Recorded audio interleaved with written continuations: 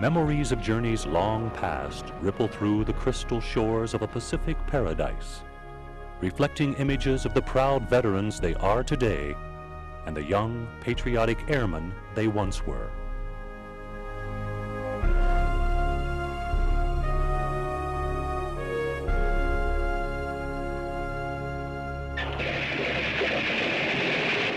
Forging an iron resolve, the young men of the 11th Bombardment Group, known as the Gray Geese, began their journey into the unknown by spreading their wings high within the beautiful Pacific skies, skies they would soon have to defend. While the attack on Pearl Harbor by the Japanese is well documented, the story of what happened at Hickam Field that day to the 11th Bombardment Group has largely been untold. Well, December 7th, 1941 is probably one of the most significant dates in 20th century American history. And close to 2,500 people died at Pearl Harbor that day. So it's so important that we remember that they didn't die in vain, that they died for our liberty. In late 1941, as events in the Pacific escalated, the U.S. was quickly leaning towards a confrontation with Imperial Japan.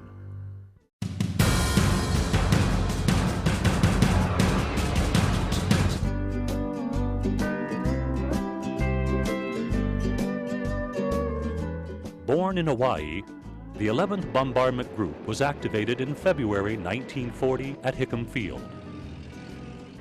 Representing the three original bombardment squadrons, the three Gray Geese in chevron flight suggested aerial superiority and unit cohesiveness.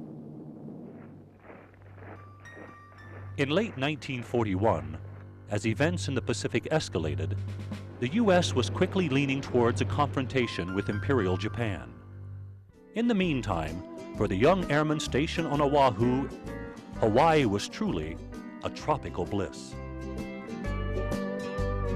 An assignment in Hawaii before the war truly was an assignment in paradise. Being stationed in Hawaii with the beaches and activities was just a fantastic place for the people to be. The men worked hard, but their time off was well spent with activities. Well, duty in Hawaii could very well be classified as a country club living. We had a lot of free time, things of that nature there, and of course, being in the Air Corps at that time over there, we did our work, and as soon as our work was finished, we were allowed to go ahead off base. We had Class A passes and things of that nature. The relaxed mood of America's principal Pacific base was not unnoticed by Japan's military leaders, especially Admiral Isoroku Yamamoto. Thus, the American nation was caught unprepared for war in December 1941. Had we been prepared, it wouldn't have happened. And yet the peculiar part of it is, about a month back in November of 1941, I had written my wife a letter, and she still has the letter, that is telling her that in all probability we're going to be attacked, that it's got to happen, and it's going to be very, very soon. The Japanese planned to eliminate the U.S. naval fleet anchored at Pearl Harbor, as well as key airfields on Oahu, including the bomber base at Hickam Field. Utilizing the cover of darkness, they planned to strike American forces just after sunrise on Sunday, their day of rest. I will never refer to the attack on Pearl Harbor as a surprise attack. I will not ever refer to it as a brilliant naval plan. As far as I'm concerned, in memory of those who were killed, it was a sneak attack, and it should never have occurred for all those reasons I mentioned.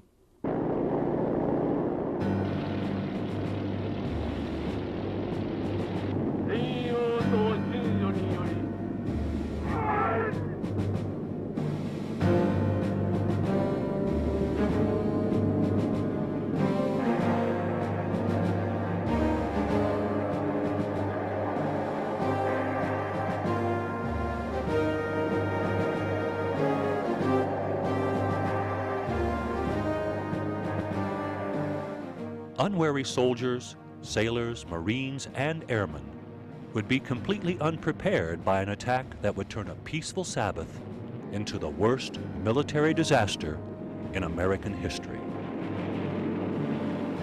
Well, I was still in bed until my wife, who was in the kitchen getting us breakfast, and she asked me if I was going to go to church.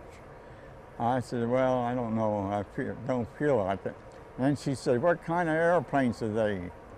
I said, well, I jumped out of bed and looked out, and I saw that big old red dot on there, and I told her it was the damn Japs. It was 7:55 a.m. when swarms of attacking Japanese planes dove on Hickam Field, striking without mercy.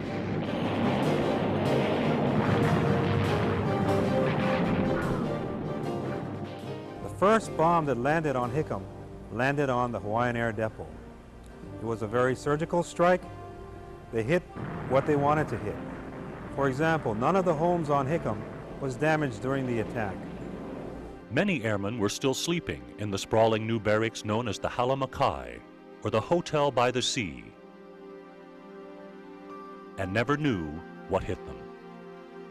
I thought the barracks would collapse. The large pillars that supported were just bending like this, and my idea was to get out of the barracks in case it collapsed.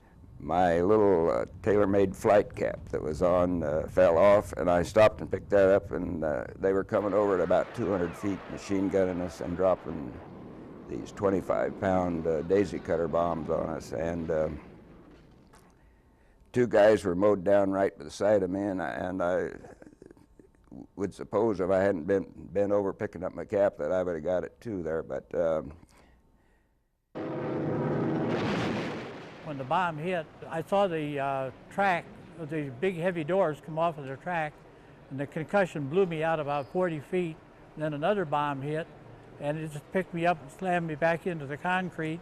Then a few minutes later, they started strafing, and I picked up a couple of machine gun bullets while I was laying out there. As black clouds rolled upwards from destroyed targets all across the island, a formation of B-17s fresh from the United States were preparing to land at Hickam Field, unaware and unarmed. About that time, the men from the boathouse yelled, "Come on over, help me get the machine guns we have here." We dragged them up on top of the boathouse, and we tried to get them working. The one jammed all the time. About that time, some B-17s were coming in from the States without any armament on them. There was a Jap plane right on this guy's tail.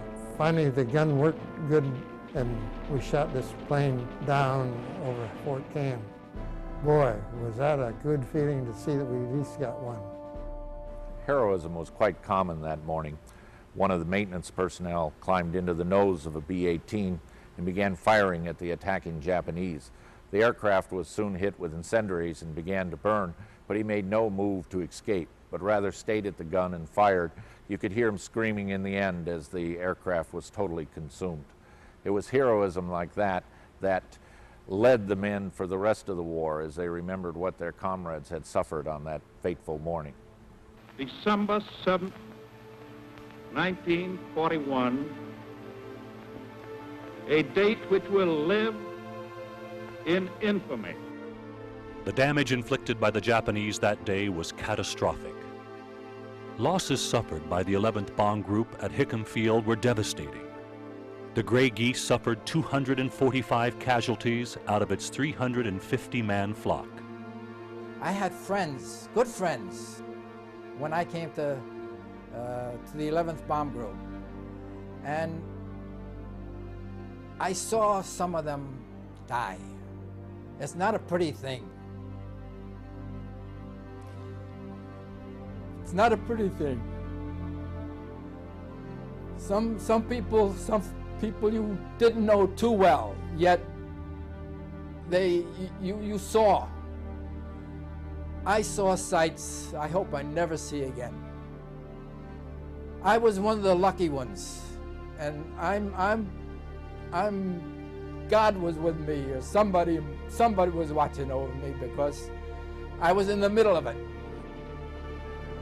Despite the terrible destruction that laid waste at Hickam, the American flag, Old Glory, torn, tattered, and bullet-ridden, continued to wave proudly.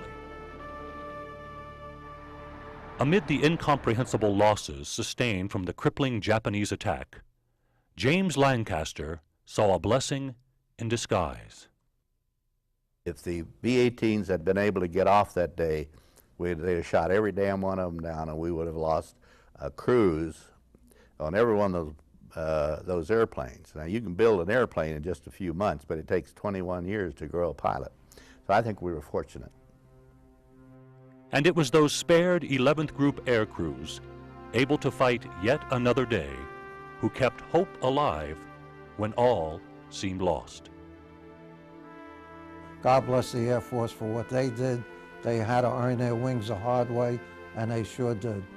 You take the members of the 11th Bomber Group, they went out after the raid was over, searching for the remnants of the Japanese fleet. They put their lives on the line, and both those of the 11th Bomber Group and those of Wheeler Field are to be commended, and we, the rest of the servicemen, are extremely proud to be associated with them.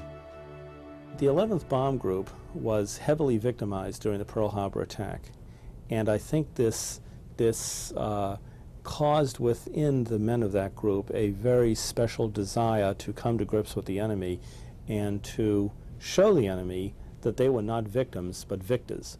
And certainly if you take a look at what happened with the 11th Group after Pearl Harbor, their wartime record was spectacular.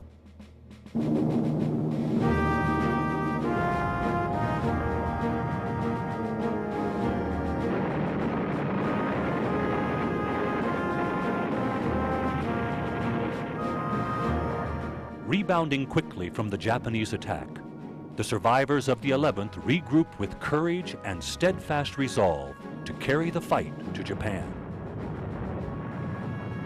The B-17 was a very tough airplane, as we found out during the Midway and down through the South Pacific. I think there were about 3 or so airplanes that we flew that never flew again. They were shot up so badly that we had to park them and use them for parts. The 11th Bomb Group in World War II started the war with the B-17 and they wound up the war with the B-24. These were 2 remarkable airplanes. In 1943, the airmen of the 11th were retrained and reassigned to fly the B-24 Liberator, which gave them long-range capabilities, proving to be most effective for the war in the South Pacific. Bombing one island after another, the Gray Geese demonstrated a lethal execution and effectiveness in their missions throughout the Pacific.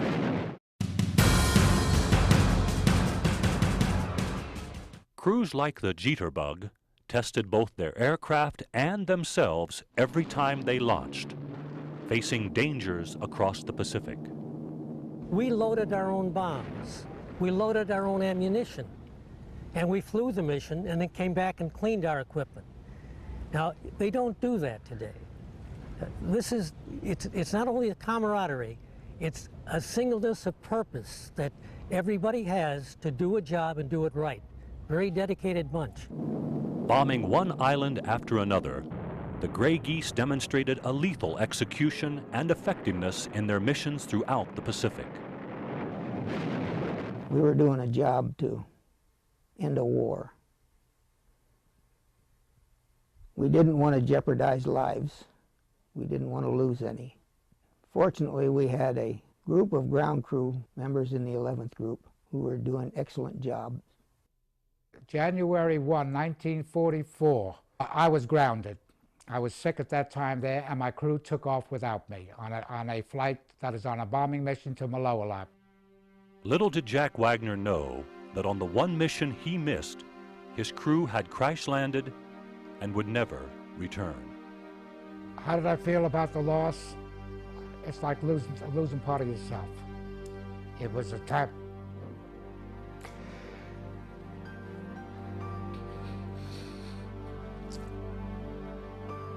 It was a time that you're flying with the guys, each one depending on one another. And I think the most devastating time was when my intelligence officer came up to me and said, "Jack, would you stop packing the guys' gear together and make an inventory of that?"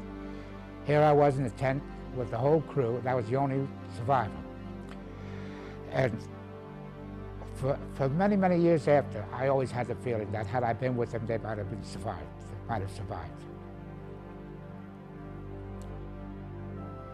When the chips were down and the mission was at stake, it was strength of spirit among the Gray Geese that brought them through the war and continues to this day. Well, I had a heart attack, and I was in intensive care. And of course, only immediate family can communicate when you're in intensive care. And one day, or just the day after the heart attack, why, the nurse comes to Wanda and says, does he have a brother in Chicago? And Wanda said, oh yes, yes. And then about 10 minutes later, why, here's a call from Sammy. Does he have a brother in Honolulu? And she says, oh yes, yes, yes. Well, all the crew phoned. And of course, I had to tell the nurse, I said, I was on a flying crew during World War II, and I said, these are my brothers. I said, we're family. And she says, well, I was wondering how you could have a Dick David as a brother, a Sam Tillery as a brother, a Doyle Evil as a brother. I said, well, I didn't have a mother that had a lot of husbands, but I said I had a crew that we all love each other. And I said, that's it. I said, we're that close. We're brothers. Although advancing in years, the members of the 11th Bomb Group have remained a close fraternity, strengthened by the Japanese attack on Hickam Field and their courageous journey to victory in the Pacific. When we're in a festive group, we get together and somebody will start singing the song and the whole group picks it up. The song of the 11th Bomb Group is Remember Pearl Harbor as we go to meet the foe. Remember Pearl Harbor as we did the Alamo, and so on and so on. And all this gunfire around, so it was about 6 of us. Through the association, members continue to develop friendships with their comrades. An important part of the association is planning their annual reunion, including returning to the island they once knew as paradise.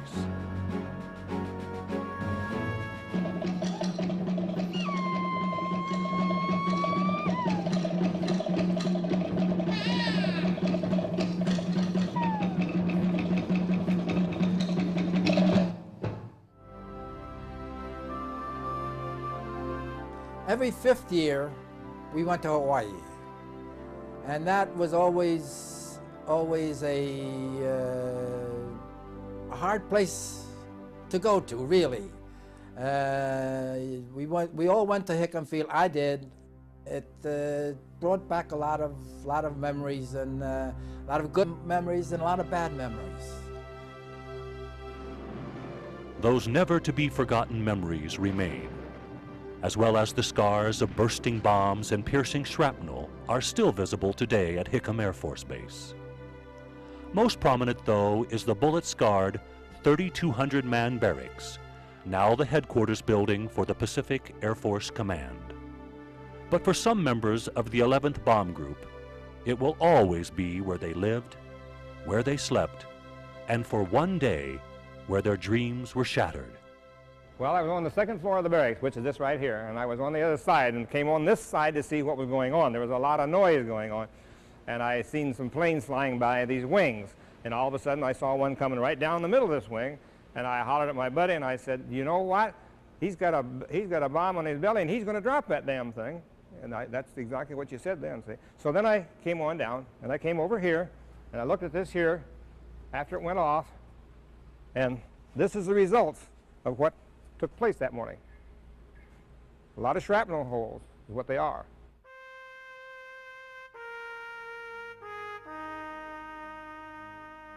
Each year, many members like Bob May make their way to the annual December 7th ceremony at Hickam Air Force Base, hosted by the 15th Air Base Wing. Thank you very much.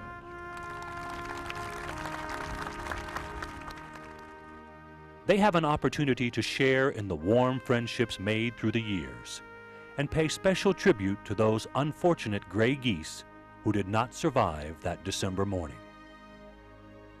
This monument represents the 11th Bomb Group deceased It was put together in the mainland and flown over here at considerable expense to the association, and it means a whole lot to all of us that were in the 11th Bomb Group.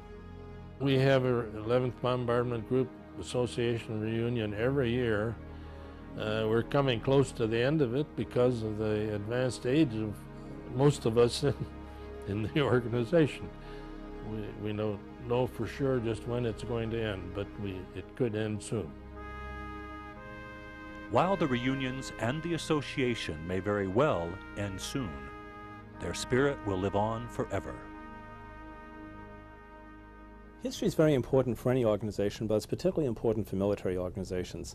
With history, you understand where you have been, so you understand very well where you are, and that gives you the launch point for determining where you're going in the future.